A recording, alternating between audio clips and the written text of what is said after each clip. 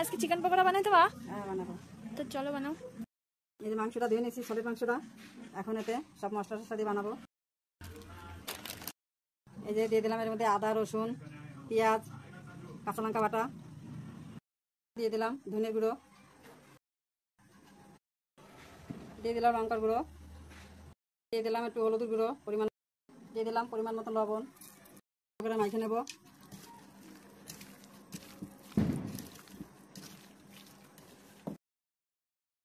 দশ মিনিটের মতন একটু ঢাকি রাখবো। কড়াই গরম হয়ে গেছে, দিয়ে দেবো সাদা তেল।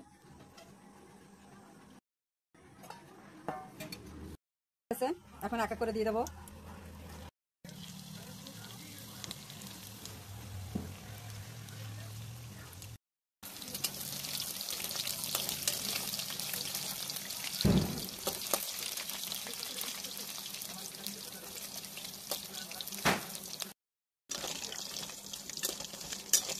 ভাজা হয়ে গেছে, এখন নামাই নেব।